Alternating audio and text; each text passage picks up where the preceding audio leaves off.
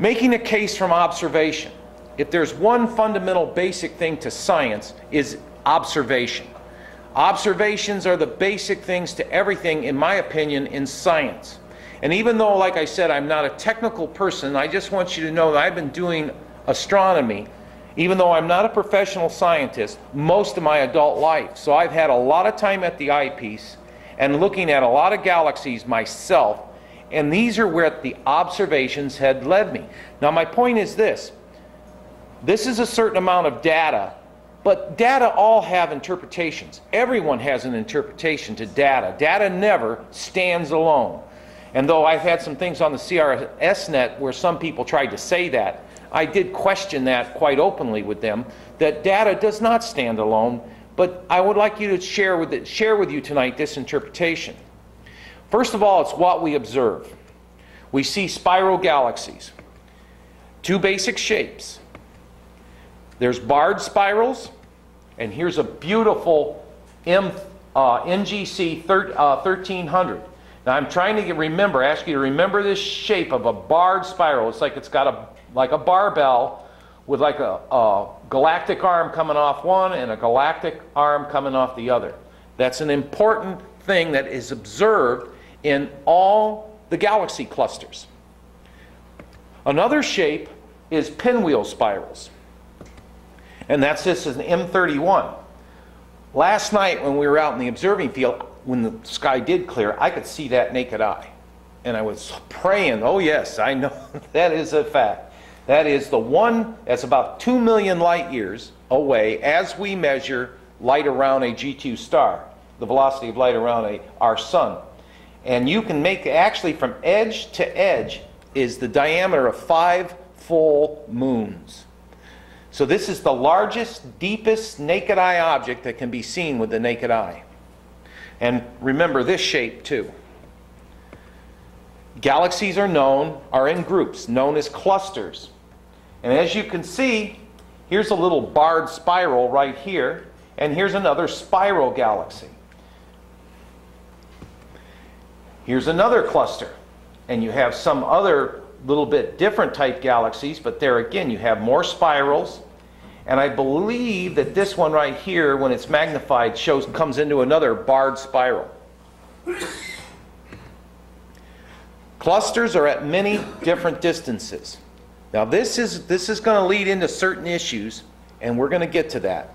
But here is the galaxy cluster Abell 2218.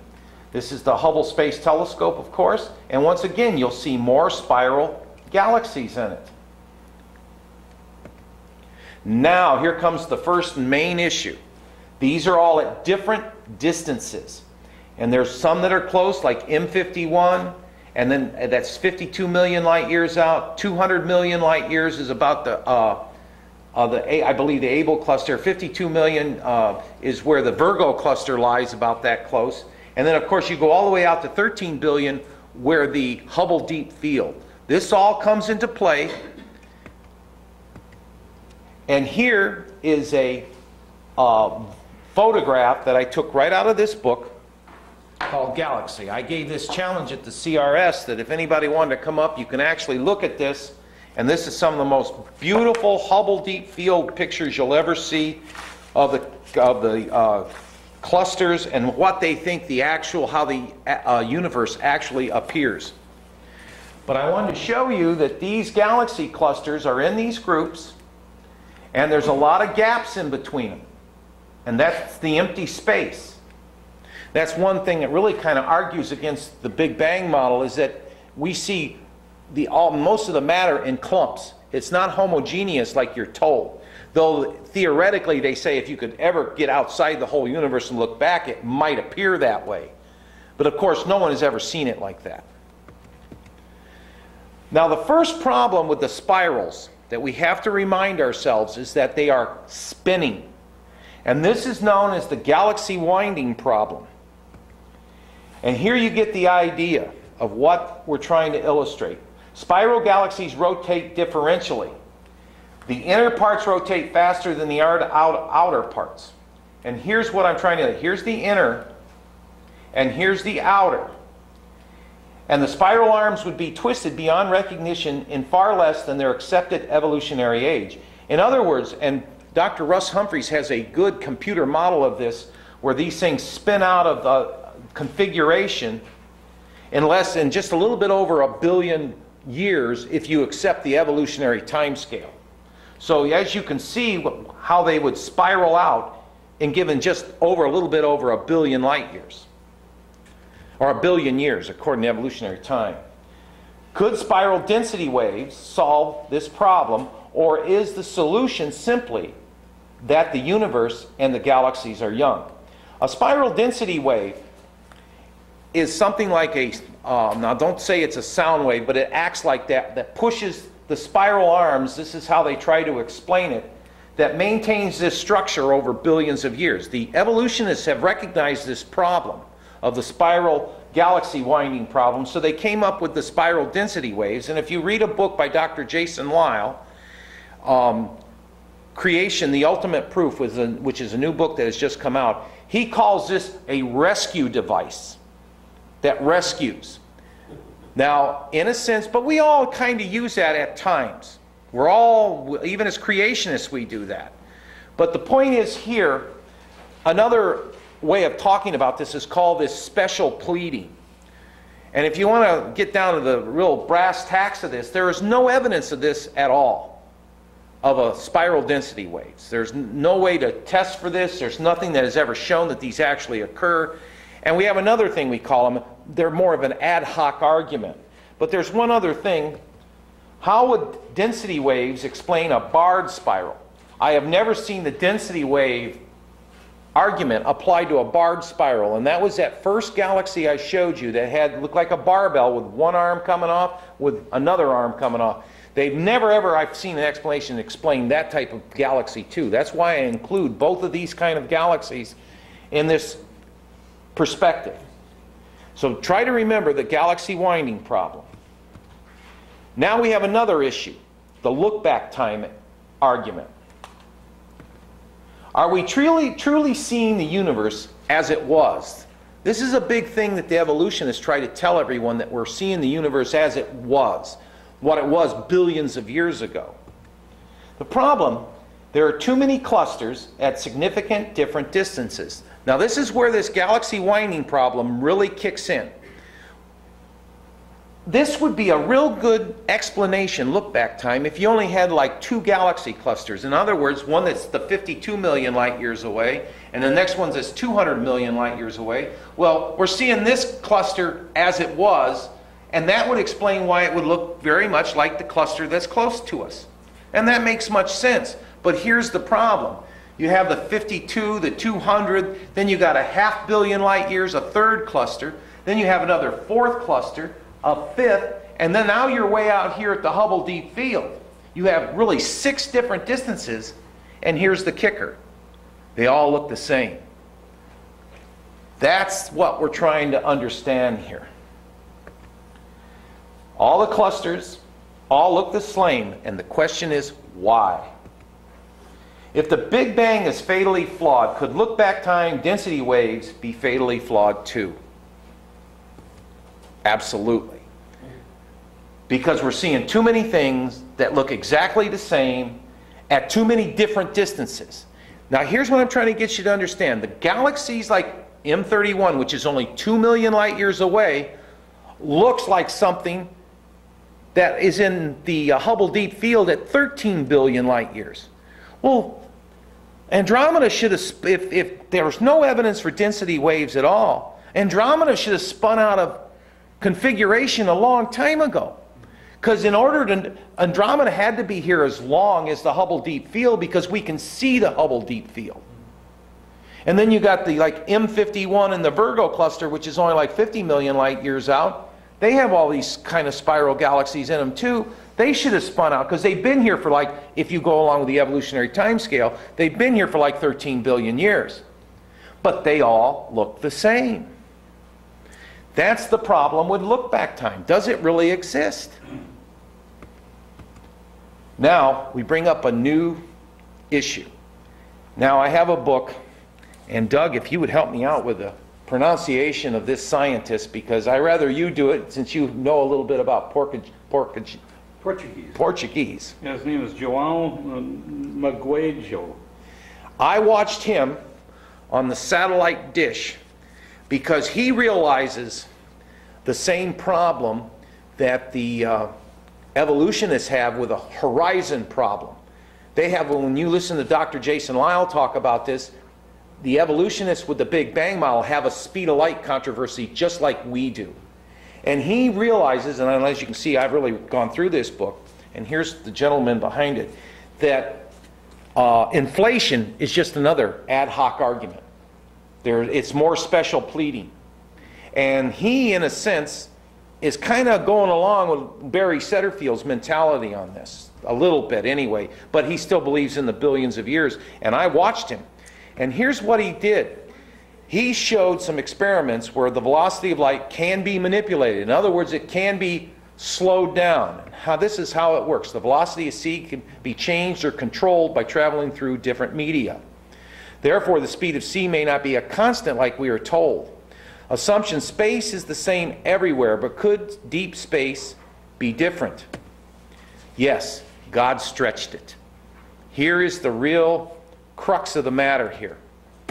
Therefore, if we're going to sit here and say we're seeing the universe in near real time, we need a mechanism. How does this work? Now, I've got to say this, that Dr. Danny Faulkner at the CRS conference gave a similar talk right before I gave mine, except he didn't want to mention the mechanism. So I let him know I would try to help him out with that. And everybody kind of got a snicker out of that.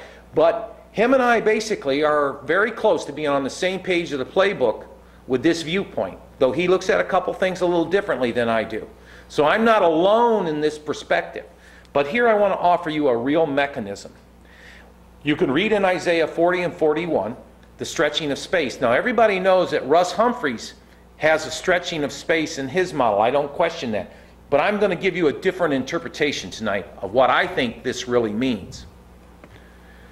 As a star's gravity and electromagnetism has a part to play in this. That's like our sun. Therefore, deep space is stretched, and around our sun, a G2 star, space is not stretched. Therefore, could it be denser space? Now, come up, Doug. I want to give an illustration of this. I want to show you this. Let's say that this bungee cord, this is the fabric of space here. Now, we really stretch it here, but this is not stretched. Like the sun is sitting in the middle of this in our solar system. But this is the stretch space. Now in physics we know anytime we really put tension to something like you do like a guitar string, the tighter you make it and then you plunk it like put a wave or a vibration down it, which what electromagnetic radiation is, it's a wave, it acts as a particle too. But what happens is the tighter this is stretched, the faster this goes down. Now they know this in physics. And I said this in front of a bunch of PhD guys with physics, degrees in physics, so no one questioned that. They know this.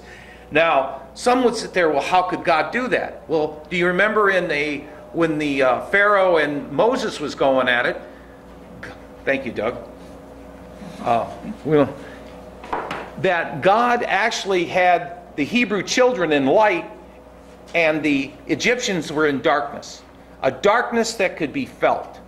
And that's what the scripture tells us. And it shows you how God has the ultimate control over physical space to allow this to kind of happen.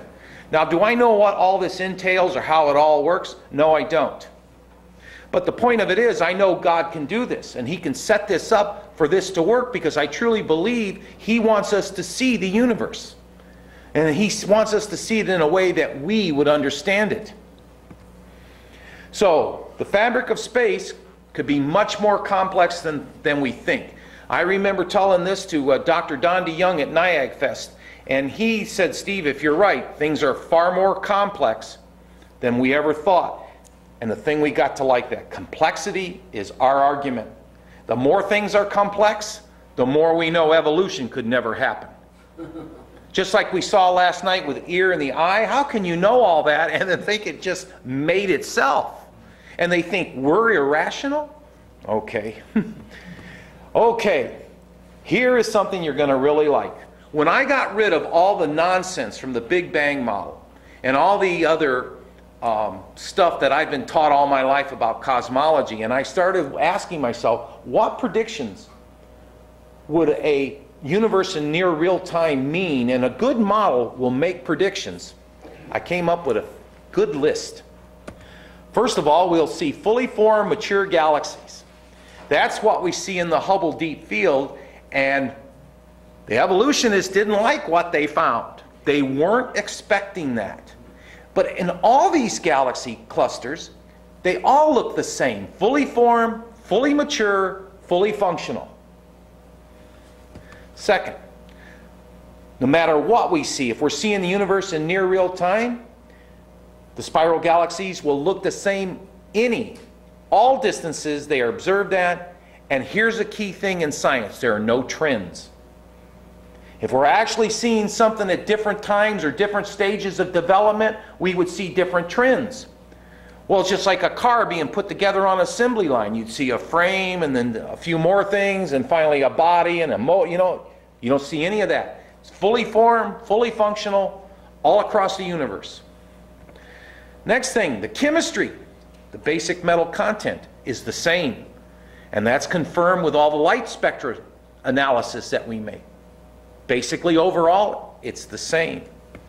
Another thing I like, that once you account for the Hubble redshift, the color of the universe would tend to be bluer the further out we observe. Well, why would it be that? Well, mainly in our understanding of the stars, the bluer ones are the younger ones, and the redder ones are the older ones, and the yellow ones are kind of the in-between ones. And I'm not saying there's not red stars out in deep space, because God likes color. There's no doubt about it. He made things so colorful. But when you account for this redshift and get it out of the picture, the universe tends to be bluer as we look out. Now, here's been a big real problem with my mind in Russ Humphrey's model. He has the time dilation clock running very slow here on Earth, and then he has this other clock running very fast in deep space. So things are tendingly older in deep space.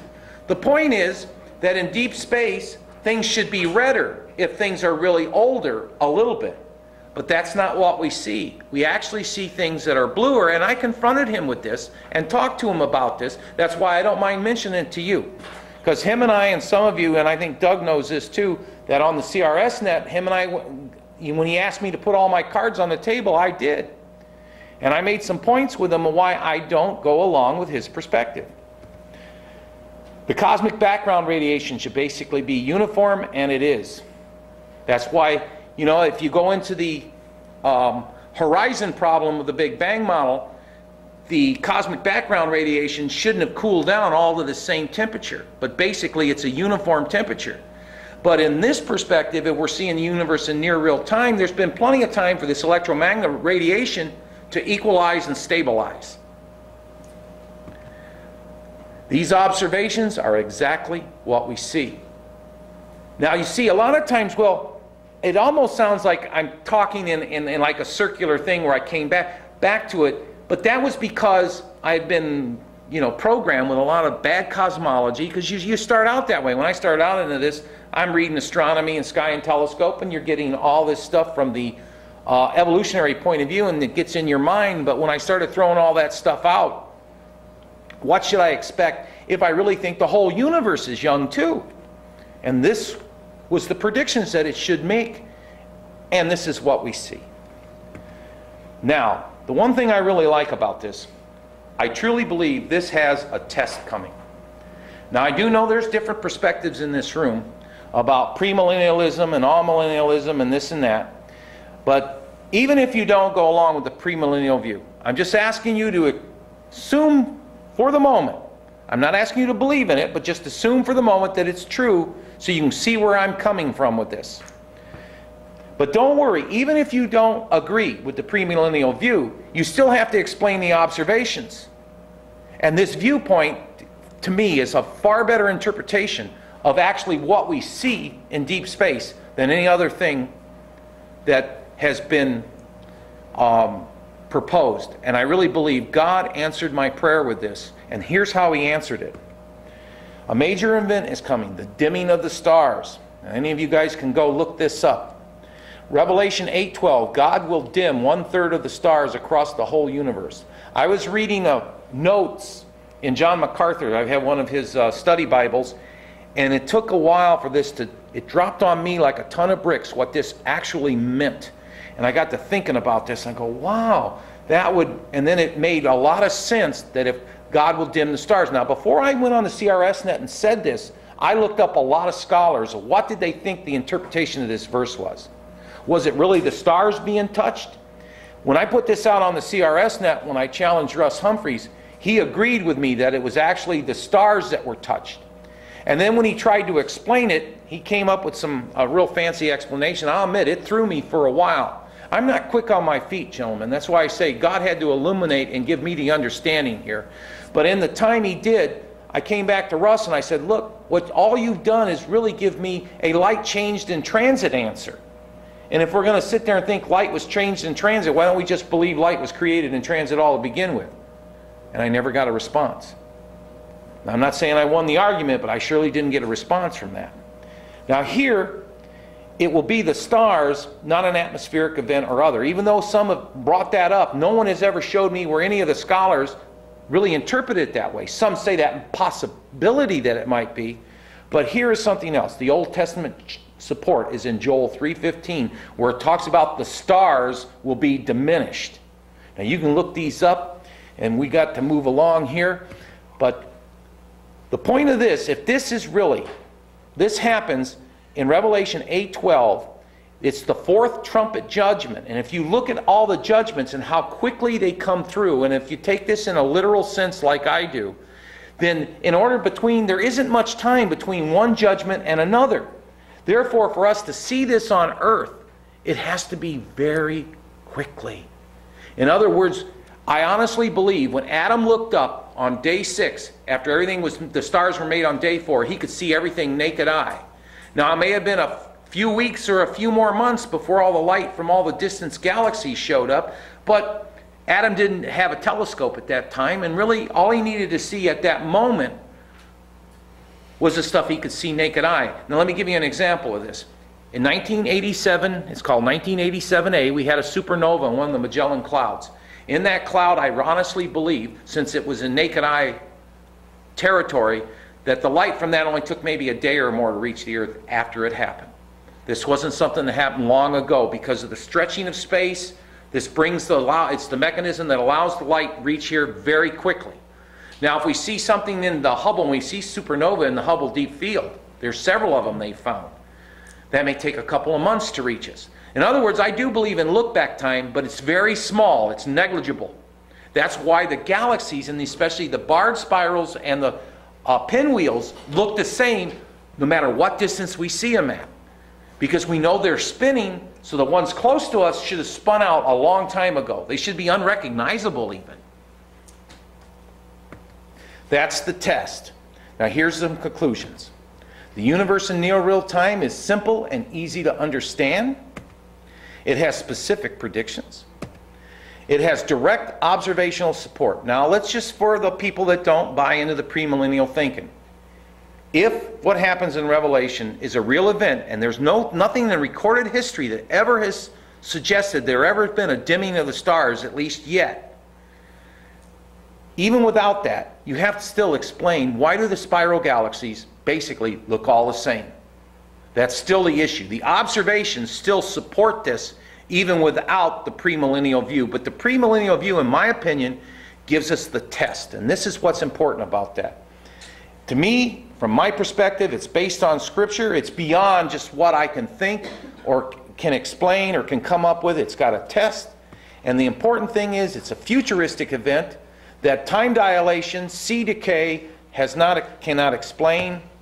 The purpose, God tells us that He is the one that made the universe in 6 days. When you're in the court of law, when you make a statement like that, who's the burden of proof on? You. He is going to do this dimming, not just to scare everybody, because you could dismiss the whole thing as a miracle.